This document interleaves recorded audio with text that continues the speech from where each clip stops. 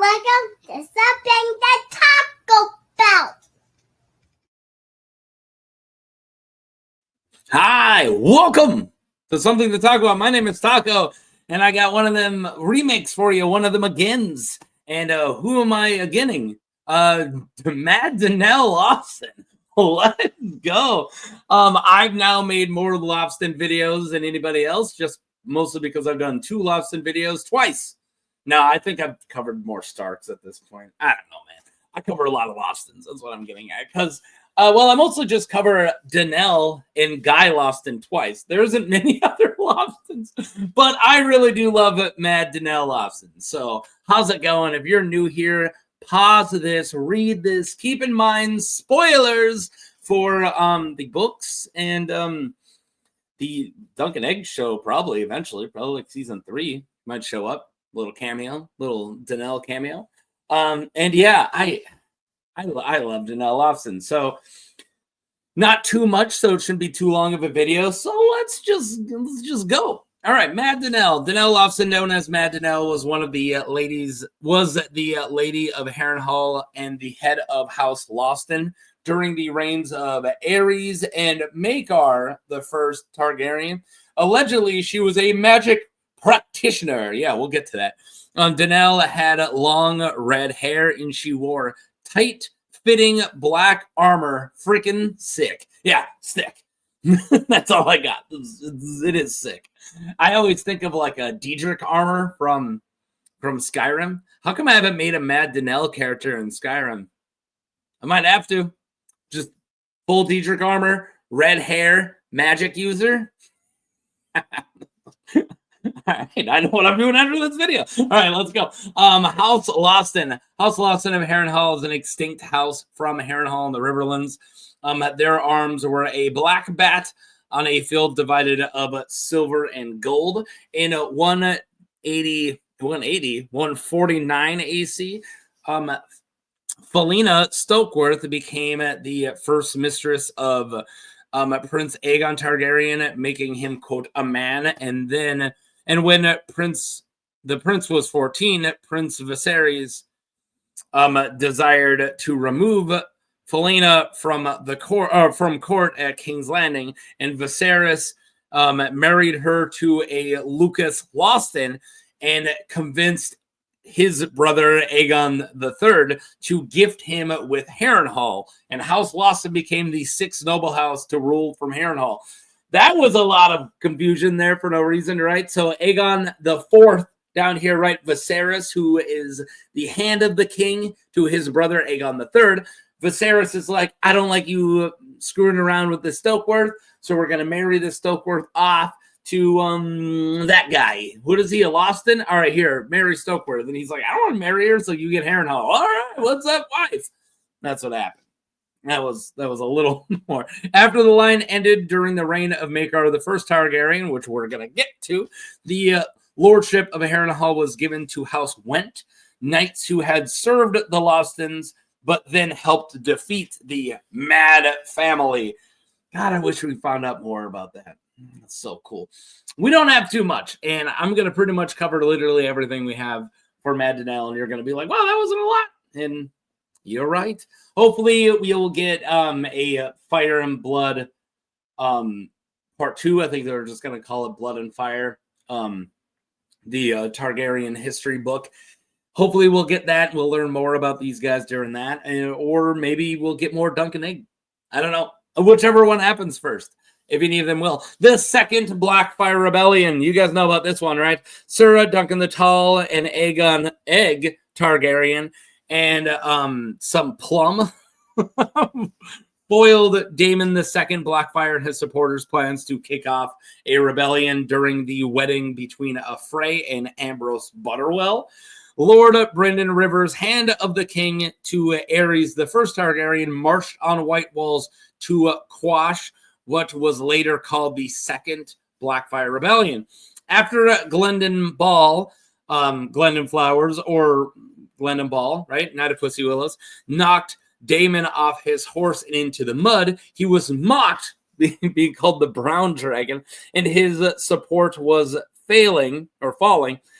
And just then they realized that the castle was surrounded by a large force. Among the gathered forces of the houses of the Riverlands and Crownlands, including Mooton, Blackwood, Darkland, Rosby, Stokeworth, Massey, Bloodraven's own Raven Teeth, and Mad Danelle, with her led her men herself, and marching in the great strength from her haunted towers at Harrenhal, wearing black armor that fit her like an iron glove, with red hair streaming.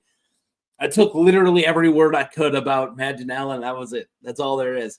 She was part of the host that surrounded White Walls to shut down the second Blackfyre Rebellion. And that's it. We know that they were there. I made an entire slide just to be like she was here once, because that's really... we don't have a lot about her. All right. Moving on, the fall of House Lothston. See, it happened quick. Lady Lothston turned to the black arts during the reign of Maekar Targaryen, causing madness and chaos in the downfall of the Lothston line. Sounds great. I want to see it. After her time, misbehaving children were told a story on moonless nights that giant bats would fly from Harrenhal and take bad children back to Mad Danelle for her cookpots. Ooh. Other stories were told about Mad Lady Lothston bathing in blood and presiding over feasts of human flesh.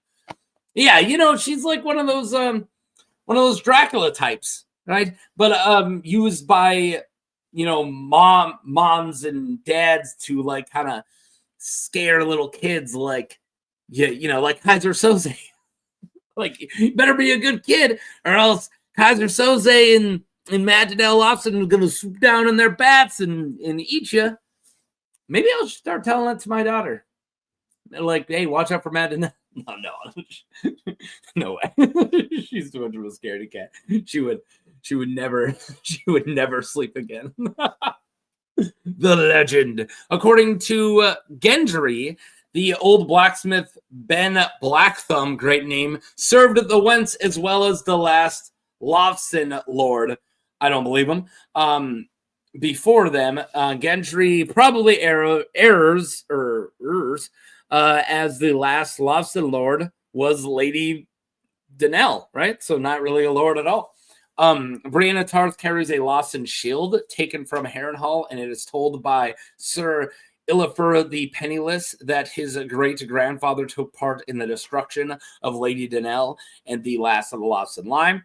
To have the shield repainted, Brienne gives the shield to the sister of a captain of the guards at Duskendale, who tells Brienne her mother would frighten her with tales of Mad Danelle. Woo! Better eat all your broccoli, because Mad Danelle will get you. Upon returning to Harrenhal, Sir Jaime Lannister recalls hearing stories about Mad Lady Lothston bathing in blood and proceeding over feasts of human flesh. Wow! Yeah, that's it. Like I said, it's gonna be a really quick one. I literally gave you guys everything I can for Mad Danelle. There isn't too much, so let's talk about some symbolism. A Dracula, another symbolism. So, even though we know little to nothing about Mad Danelle, she is a fan favorite for a good reason. She definitely is one of my favorites.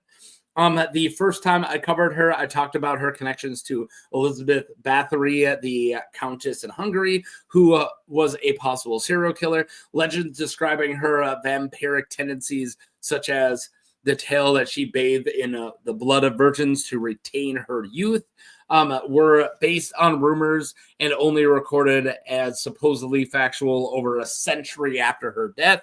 This is part of the phenomenon around powerful women, that if a woman has power, rumors pop up that they are magical and sorceresses and such, right? Like, not so much today, hopefully, but especially back in the day, and you don't even have to go too far back in the day. But if a woman starts to get too much power, it's not because they're smart or strong or clever or wise or any of that. It's because they got powers, right?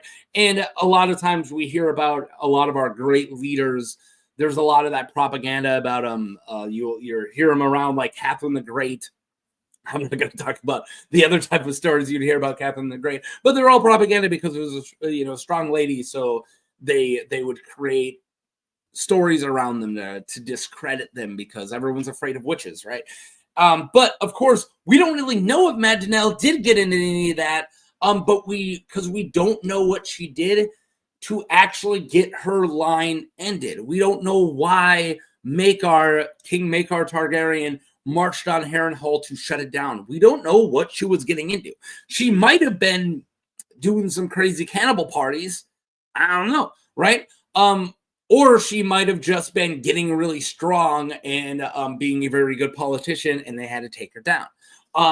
We don't really know, and I really hope one day we get to find out because I'm fascinated by this character. So, and then of course, last Halloween I did a video looking at all the characters with quote Dracula symbolism, right? And she featured in it along with Bloodraven, Maegor the Cruel, and Roose Bolton. And I'd love for you to go check it out. Yeah, go check that out.